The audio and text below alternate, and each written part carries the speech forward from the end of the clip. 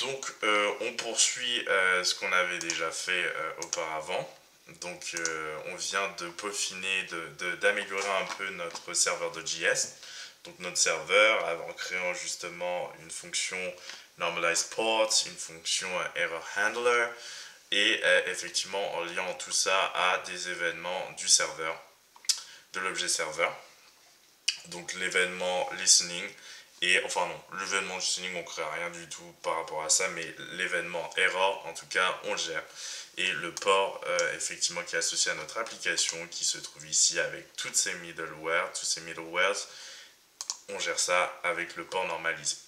Donc on va un peu continuer, hein, effectivement, on va créer notre première route get. C'est plutôt un truc intéressant, donc je propose effectivement qu'on fasse ça tranquillement. On va effectivement créer ça en dur, nos informations, c'est-à-dire qu'elles seront dans le middleware en lui-même. Donc ce qu'on va faire, c'est qu'on va un peu bouger le middleware. On va bouger... oh là là, en fait tous ceux-là sont moches, donc on va tout enlever. Hop. Et on va en créer un nouveau, app.get, on a bien compris. Donc si c'est pas use, ce sera ici get, puisqu'on va faire une demande auprès du serveur. Donc hop, on va mettre API. Et on va appeler ça item. Et effectivement, donc ce qui se passe, et ensuite je vais expliquer cette nouvelle façon d'écrire les choses. C'est qu'on utilise encore le même système avec les mêmes arguments, requête, response et next, pour passer d'un middleware à un autre. Et là, on va démarrer, on va écrire en dur.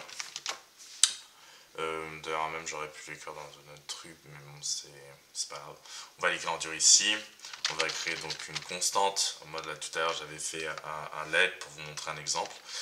J'avais utilisé let, on peut utiliser const, on va pas bouger les choses de toute façon. Items, on met au pluriel, on crée donc un tableau et on va effectivement créer des objets, mais je vais pas mettre beaucoup d'informations. Je crée un ID, je vais l'appeler one. Maintenant je vais utiliser un chiffre 1, ça va être beaucoup plus simple. Title,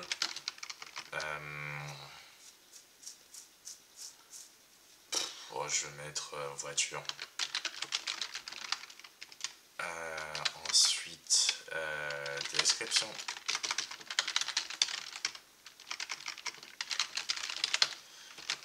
Grosse voiture.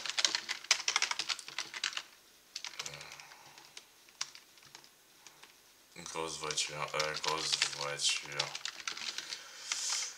Ouf, c'est vraiment nul. On va mettre a price, on va mettre 10 000 euros. Et on va mettre... on aurait pu mettre une image, mais c'est... Donc on s'en fiche de l'image, on va mettre ça, on va faire ça 3 fois. Hop, en changeant un peu de truc, copier, CTRL V, 2, 3, voiture, moto, bateau,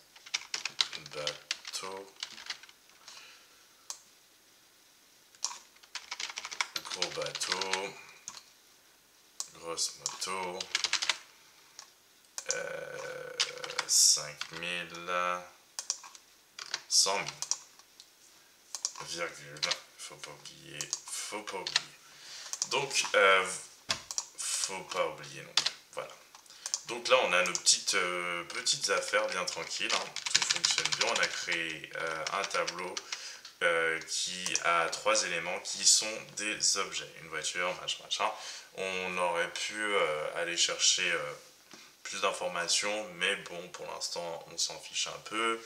Et on aurait pu récupérer ça effectivement en front, en Java pur, mais c'est sans doute ce qu'on va faire plus tard. Pour vous montrer comment on passe effectivement du back au front. Mais pour l'instant, on peaufine notre base de données d'une certaine façon. Base de données en dur là, mais ensuite on va utiliser la base de données MongoDB en passant par Mongoose. Donc ce sera plutôt cool, plus intéressant sans doute. Donc voilà, ça a été fait. On a nos 3 objets. Ce qui va se passer, c'est que on utilise effectivement plus la méthode use. On lui passe en réalité à cette méthode get un string qui correspond à la route pour laquelle on souhaite enregistrer cet élément de middleware. Et ici, la route, c'est effectivement http://localhost 2.3000/API/items, ici. En application front-end, ce qui va se passer, c'est qu'effectivement, c'est cette route qui va être l'objet d'une requête de type get, et effectivement le backend va analyser cette requête, et si effectivement il y a edit title description machin, ou si effectivement on passe les bons paramètres, et bien la requête sera autorisée. Mais là ça risque pas de passer parce que il y aura effectivement des problèmes CORS, mais on va voir ça par la suite. Donc les erreurs CORS, donc les CORS signifient Cross Origin Resource Sharing. Il s'agit d'un système de sécurité qui, par défaut, bloque les appels HTTP entre des serveurs différents. Donc, ce qui empêche les requêtes malveillantes d'accéder à des ressources sensibles. Et en fait, là, il y aura effectivement possiblement 2 origines. Généralement, en front, on utilise le localhost 4200 et en back, le localhost 3000. Donc, on veut quand même que ces 2 serveurs, d'une certaine manière, puissent communiquer entre eux. Donc ce qui va se passer, c'est qu'on va ajouter des headers. Donc on va créer un middleware juste au-dessus de celui-ci. Par logique, hein, on utilise effectivement use, la méthode use, ce qui fait qu'on passe toujours le même type, hein, requête, response et next, hein, parce que pour passer à la suite, donc on hop, et on va utiliser réponse et des propriétés de l'objet réponse. Donc set header, set header pour par exemple access. Donc il y a différents access, il y a access control, allow origin, et on va mettre une autorisation de toute origine. Donc voilà, c'est comme ça qu'on écrit ça. Ensuite, on en fait un autre, response.set header, à nouveau access control, en majuscule, control, allow all headers, enfin pas tous les headers quand même, mais on va effectivement origin x requested with content. Donc c'est cool, on va pouvoir utiliser content, accept, content type que j'utilise vraiment beaucoup quand même, and authorization qu'on va utiliser effectivement pas mal également pour les tokens. Mais on verra ça par la suite. Donc oh là là là là, oui, string. Oh non, même pas string en réalité, qu'est-ce que je dis comme bêtise. Je ne sais pas pourquoi j'ai écrit ça, parce qu'en réalité c'est un englobant. Hop. Donc point virgule que j'ai pas dû... Ah si, je l'ai mis, cool. Alors ensuite, c'est pas fini pour le set header. Donc après access control, allow origin, access control, allow headers, avec origin x requested with, content, accept, content type, authorization. On va faire un access control, allow, et ce qui nous manque c'est les methods. Et on va effectivement, c'est super important, passer toutes les méthodes qu'on veut accepter. Donc put, tout le CRUD en réalité, delete, path, patch que je n'utilise pas, options, donc get, push, delete, options. Encore un petit point virgule et enfin le next. Ouf. Donc ça c'est fait. On en a besoin, on aurait pu aussi faire un npm install cores et qui nous aurait facilité la vie. On aurait fait un app use et on aurait balancé cores à l'intérieur, on n'aurait pas eu besoin d'écrire tout ça. Donc ça peut se faire aussi, on verra peut-être ça plus tard. Donc au lieu d'écrire toute cette partie là, on aurait pu faire un npm install cores, on l'aurait importé et on l'aurait balancé entre les parenthèses jaunes et à la place de tout ceci, et il n'y aurait plus de problème d'error cores. Donc je rappelle que cores c'est cross origin resource sharing. Et donc voilà. Donc on va continuer. Très tranquillement même. On va créer donc une route post maintenant quand même pour balancer des informations, ce qui est vraiment utile. Donc ce qu'on fait, c'est qu'on va gérer la requête post venant de l'application Fontaine et on a besoin d'extraire donc le core JSON. Et pour cela, on va avoir besoin d'un middleware très simple qui est effectivement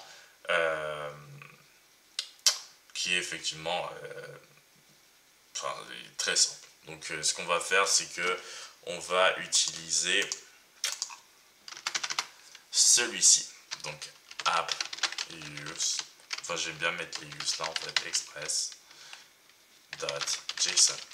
Comme ça, on va pouvoir utiliser et reconnaître surtout des informations écrites en format JSON. C'est plutôt cool ça. D'ailleurs, on va transmettre des informations que de ce format-ci, dans ce format-là. Donc c'est plutôt bien. Donc ce qui va se passer, c'est que Express prend toutes les requêtes qui ont comme content type application JSON et il met à disposition leur body directement sur l'objet request, ce qui nous permet d'écrire un middleware post de cette façon. Donc on va l'écrire ici, le middleware post, app post, toujours le même topo, API items. Donc voilà le chemin, le chemin vraiment abrégé, request, la callback là, request, rest, next, hop, toujours même, on va déjà même écrire le next là pour éviter de l'oublier, avec un console log rec body, comme ça en fait vous allez pouvoir voir ce qu'il y a à l'intérieur du corps de la requête. Et d'ailleurs c'est vraiment important, on va le balancer un statut effectivement 201 création, JSON aussi, on va donc voilà, et on va balancer un petit message deux points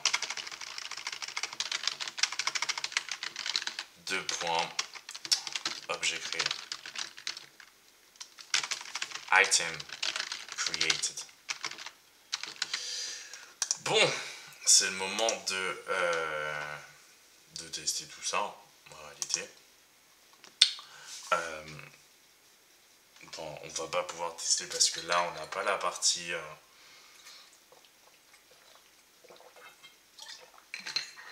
front, mais on aurait pu effectivement tester en utilisant des sites de test de requêtes et de response. Mais bon, là on va un peu passer ça. Tout à l'heure sans doute qu'on va écrire le front et on va pouvoir voir ça, mais pour l'instant vu qu'on balance des informations en console, on va déjà voir ce qui se passe en console. Donc ls c'est backend, here ls nodemon, je pense qu'il est déjà en train de tourner, non même pas, nodemon server.js, on entre dans la fonction normalize port, cannot get, ok, bon bah ce n'est point grave, je vais quand même inspecter parce qu'il y a une erreur.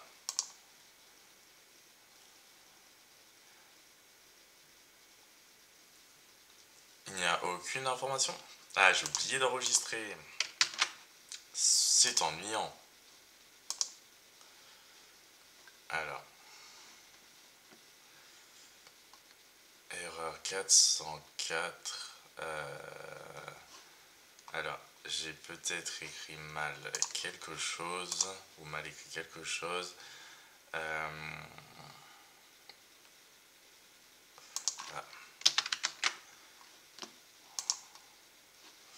Erreur. Alors, items. Ben, je suis vraiment bête quand même.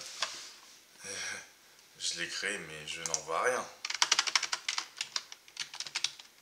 C'est beau de créer quelque chose, mais s'il n'y a rien qui envoie rien, donc c'est un peu bête. On va déjà tester comme ça. Item. Hop. Ouais. Alors.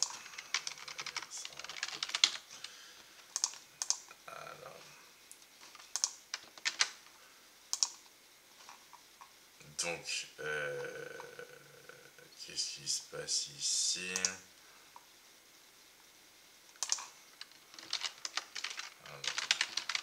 Oh là là.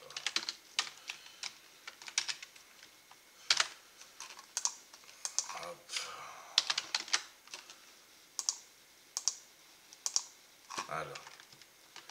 Bah déjà, je suis bien bête.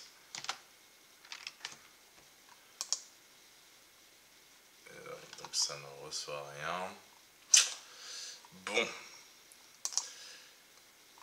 Une petite bêtise à sans doute corriger. Alors, c'était bien bête. Il faut que je balance quand même un statut pour que ça puisse fonctionner. Et voilà. Autorise-moi ça maintenant parce que... Alors, qu'est-ce qui se passe encore?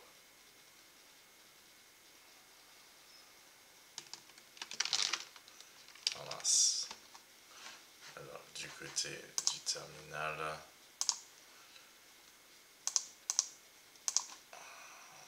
Mais... il n'y a pas de...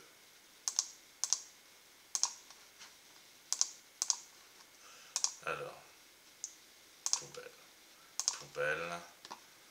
Donc il n'y a pas de problème de ce côté-là. Mais pourquoi ma requête ne fonctionne-t-elle pas? Aïe! Quoique, c'est la dernière, donc en fait il n'y a même pas besoin. Je vais juste quand même peaufiner au cas où. Alors, il y a vraiment un petit problème. Donc, qu'est-ce que j'ai mal fait?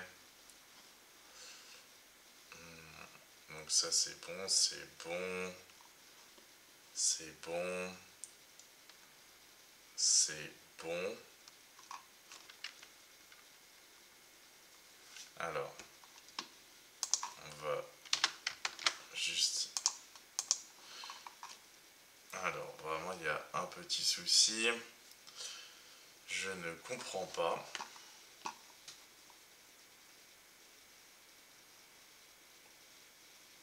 API item. Ah bah, si je comprends mieux.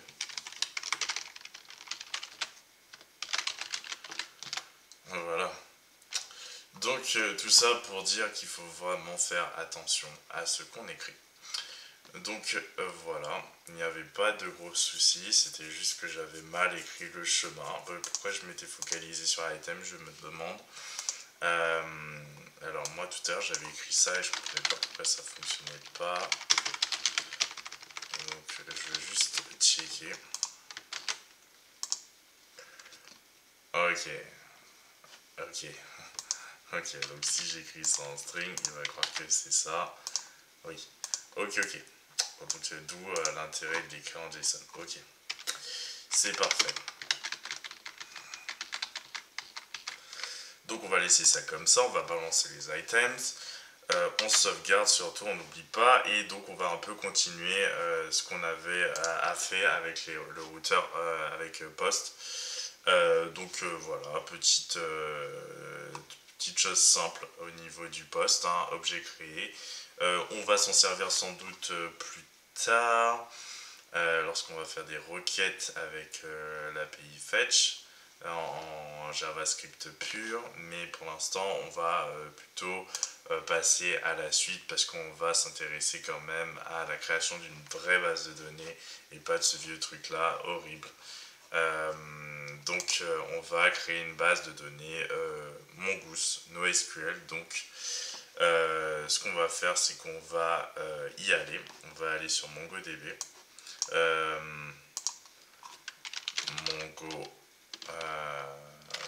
MongoDB. Hop.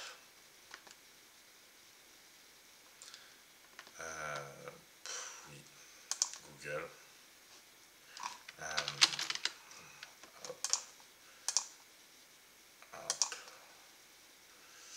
Donc j'ai déjà utilisé ça, je pense que peut-être qu'il restait des traces de ma base de données. Donc voilà, on arrive sur une page comme celle-ci.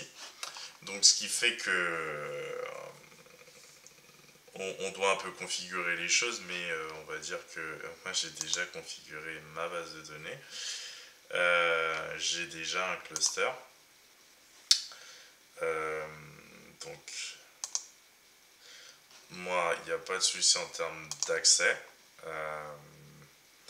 Là, j'ai mis un vieux mot de passe, hein, effectivement, mais ça, c'est pour utiliser ça. Mais ensuite, on édite le mot de passe comme on le souhaite.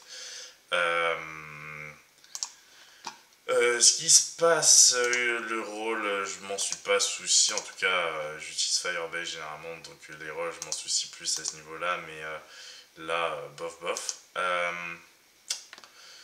Donc là, j'ai ma base de données. Donc pour m'y connecter, c'est simple, on s'y connecte de cette façon. Non, je veux pas me connecter de cette façon. Go back. Voilà, moi je mets ça, ensuite je mets mon mot de passe, mais on va faire ça ensemble. Donc déjà il faut installer Mongoose, premièrement. Hop. Alors je vais mettre ça de côté, je vais pousser ça. Je vais vous montrer ça. Donc on ouvre un terminal. Hop. Donc ça c'est celui qui fonctionne. On balance celui-ci, on peut utiliser celui-ci, ls backend npm installe Mongoose. Donc en gros Mongoose c'est un package qui facilite les interactions avec notre base de données. Donc on va l'utiliser, celle que j'ai déjà, ou on peut en créer une nouvelle s'il n'y a pas de souci. Et ça va permettre de valider le format des données, de gérer les relations donc, entre les documents, puisque MongoDB ça fonctionne en document, alors que Firebase ça fonctionne en collection et en document. Donc voilà, je crois que en fait même MongoDB fonctionne en collection, donc en fait je dis une bêtise. Je vais juste checker ça parce que je devais sans doute déjà avoir une collection en place. Non, Quickstar je m'en fous. Alors database, browse collections. Donc effectivement j'avais déjà, mais je vais balancer tout ça. Donc ça fonctionne exactement de la même façon que Firebase en collection à document. Je balance ceci aussi. Drop.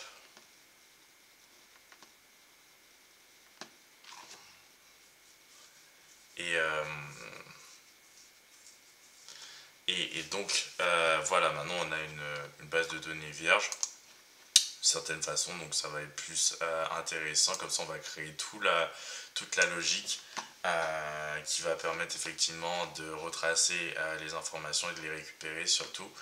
Donc npm installe Mongoose, hein, comme je l'ai dit. On va l'utiliser, Mongoose. npm mongoose.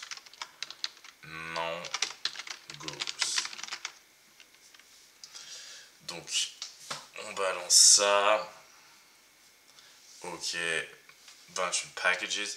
Donc maintenant on est cool, on va pouvoir l'utiliser. Donc ce qu'on va faire effectivement, c'est que c'est à ce niveau là qu'on va l'utiliser, hein, effectivement. Donc on va dans notre app.js et on va l'importer. Donc je balance ça un peu, moi je vais le mettre au-dessus quand même. Je vais mettre là la constante mongoose. Hop, require mongoose. Donc ça c'est fait. Je vais mettre des points virgules. C'est pas obligatoire en réalité, mais bon, j'en mets quand même puisque j'en ai mis. Ce qu'on va faire maintenant, c'est qu'on va mettre notre petite connexion en place. Donc mongoose.connect et on va utiliser. Alors, je me remets là. Hop, non, c'est pas ce que je voulais faire. Je me remets là. Et je vais dans connect comme je l'ai fait tout à l'heure en utilisant ça. Je fais un copier, hop, un coller. Je vais modifier des petites informations. Donc en réalité c'est ça qu'on balance, on modifie. Je crois que moi mon mot de passe c'est Boralex. J'ai remis la même chose, je suis pas certain. Et puis on met Boralex et de toute façon on va checker si ça fonctionne. Et il y a autre chose à changer. Non, c'est bon, en fait, il n'y a rien d'autre à changer. C'est mon cluster 0. C'est parfait. Close. Hop. Donc ça, c'est nickel. Donc, vous voyez, il a juste fallu faire ça. Ensuite, par contre, on va devoir ajouter des petites choses. Donc, je remets ça là. Je rajoute une virgule parce que ça aurait été trop simple s'il n'y avait que ça. Et là on va rajouter des petites informations à faire passer en même temps que ça. Donc c'est par exemple use new URL path. On va le mettre à true. C'est un peu machinal qu'on écrit là. Use unified topology qu'on met à true également. Donc là on a fini avec cette partie là. Donc ça fonctionne en asynchrone, on s'imagine. Donc ça veut dire que c'est une promesse. Donc ça veut dire qu'ici on peut utiliser un petit then avec effectivement un petit console log pour nous indiquer si tout s'est bien passé. Et oui, et catch s'il y a eu un problème. Connexion à MongoDB réussi. Ou un catch, et là on va balancer error. Non, même pas. Tranquille, on va juste mettre un message. Toujours avec effectivement une petite fonction à l'intérieur, dans ce place. Avec. Non, on n'est pas obligé de le mettre, puisqu'il n'y a qu'une seule instruction console log. Je vais mettre connexion à MongoDB échoué. Donc elle a échoué. Ça peut arriver. Et on peut mettre un point virgule parce que c'est la fin de la structure. Donc maintenant on va tester tout ça. On va ouvrir le terminal. Oui, le terminal. Hop. Donc non, en fait c'est pas un nouveau qui m'intéresse. Donc connexion à MongoDB échouée. Donc ok, j'ai dû écrire un truc qui n'est pas bon. Peut-être que j'ai écrit juste Boris en mot de passe. Voilà, c'était mon mot de passe qui était pourri, donc j'ai mis Boris. Vraiment bête d'avoir mis un mot de passe aussi pourri. Mais en tout cas, voilà, c'est fait. C'est pour vous montrer comment c'est simple en réalité de se connecter à la base de données, à une base de données avec Mongoose. C'est vraiment simple quand je pense à PHP avec BDO, machin. Quoique, la phrase est simple également, mais bon, voilà. Donc c'est plutôt cool. Avec Firebase, c'est encore plus simple à mon sens. Ensuite, on continue. Ce qui va se passer, c'est qu'on va créer un schéma de données. Ça va être plutôt intéressant pour pouvoir effectivement utiliser cette base de données. Donc l'un des avantages de Mongoose pour gérer notre base de données MongoDB est que nous pouvons en réalité implémenter des schémas de données stricts qui permettent de rendre notre application plus robuste. Donc on va créer un petit schéma. Donc ce qui se passe, c'est qu'on va créer dans notre dossier backend un dossier models. C'est assez souvent qu'on fait ça. Je l'ai créé aussi pour un projet Angular dernièrement. On fonctionne avec des modèles, donc ça fonctionne bien. Donc on va créer un dossier modèle, models. Dans ce dossier, on va créer un modem d'item, c'est plutôt bien. On va créer item.js. Et là, effectivement, moi, mon image item, était comment, voilà, hop, je garde ça sous la main, CTRL V, évidemment, hop, c'est juste pour me souvenir. Donc ce qu'on va faire, moi, c'est que je vais créer une const, parce que je vais utiliser mon goose dedans, puisque on va utiliser effectivement le schéma mongoose. Donc mongoose à nouveau, ce qu'on fait, c'est qu'on crée une constante que je vais appeler item schema mongoose. Donc j'utilise un mongoose toujours, pardon, schema, hop, effectivement je lui entre un objet. Donc effectivement l'objet ne contient quoi? Il contient un ID que je vais rendre obligatoire, hein. Voilà, donc ça veut dire ID objet type, c'est un number,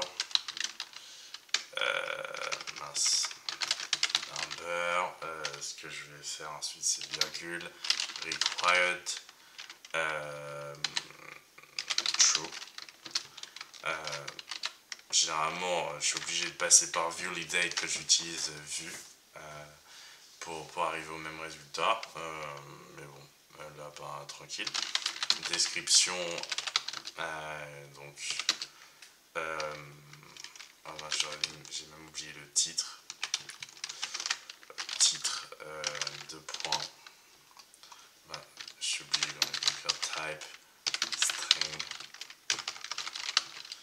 required, true, hop, virgule, description, type, 2 points, string, required, true, et enfin le prix, hein, parce que price, type, vous l'aurez compris, c'est pas un booléen, c'est number required true. Donc on a notre modèle, bon, vraiment nickel. Il est fait, il est clair. J'ai rien d'autre à mettre pour l'instant. Ensuite, quand on va faire un truc plus cool, plus visuel, je mettrai une image. Donc là, ça fait un petit moment que je fais la vidéo. Donc je vais arrêter et on va continuer dans une prochaine vidéo où on va voir comment on utilise effectivement ça. Ah, j'ai peut-être oublié quand même de compléter mon modèle avec un export, hein, quand même. Donc j'ai pas besoin de ça. Donc module export, on l'a fait pour l'application tout à l'heure. Par contre là il y a une petite différence, c'est qu'on utilise mongoose model. Donc voilà, c'est une méthode. On passe item, moi je l'écris en majuscule, c'est toujours mieux, item schema. Et point virgule, et ça veut dire qu'on va pouvoir utiliser un require item dans un autre fichier. Donc voilà, on se dit à tout de suite pour la suite.